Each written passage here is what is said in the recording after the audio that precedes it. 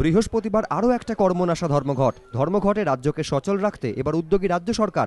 বৃহস্পতিবার রাস্তায় অতিরিক্ত বাস নামিয়ে পরিস্থিতি মোকাবিলার সিদ্ধান্ত নিয়েছে পরিবহন দফতর। আরো বাস নামবে, অন্তত 750 এক্সট্রা বাস নামাবো।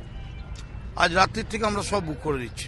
এই 750 এক্সট্রা বাস এগুলো কি সরকারি নাকি বেসরকারি? সরকারি, বহু বেসরকারি কোম্পানি থেকে নিচ্ছি, ভলভো বাস নিচ্ছি, মার্কো পোলো নিচ্ছি, তখন আমাদের তো পরিষেবা দিতেই হবে।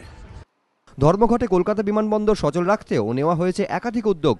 বুধবার এ ব্যাপারে পরিবহন দফতর, airports authority of India, Kolkata থেকে চলাচলকারী সমস্ত বিমান সংস্থার প্রতিনিধি এবং সিআইএসএফ এর সঙ্গে বৈঠক করেন বিধাননগর পুলিশ কমিশনারেটের কর্তারা। বৈঠকে ঠিক হয়েছে বিমান সংস্থাগুলিকে যথাযথ নিরাপত্তা দেওয়ার পাশাপাশি বিমানবন্দরে কোনো যাত্রী আটকে পড়লে তাকে তার গন্তব্যে পৌঁছে দেবে পুলিশ। এসি বাস পরিষেবা স্বাভাবিক রাখার পাশাপাশি বিমানবন্দর থেকে বাড়তি বাস চালানোরও সিদ্ধান্ত নিয়েছে পরিবহন দফতর। স্বাভাবিক থাকবে বিমানবন্দর থেকে ট্যাক্সি পরিষেবা। এদিকে ধর্মঘটে দেশ জুড়ে পরিষেবা স্বাভাবিক রাখতে সমস্ত কর্মীদের উপস্থিত থাকতে নোটিশ জারি করেছে এয়ারপোর্টস অথরিটি অফ ইন্ডিয়া। পাশাপাশি কেন্দ্রীয় অসামরিক পরিবহন মন্ত্রক থেকে সমস্ত আঞ্চলিক হেডকোয়ার্টারগুলিতে আঞ্চলিক অধিকর্তাদের ভোর থেকে দফতরে উপস্থিত থাকতে নির্দেশ দেওয়া হয়েছে। সমিত সেনগুপ্ত ও নিমাই পান্ডা, এবিপি আনন্দ।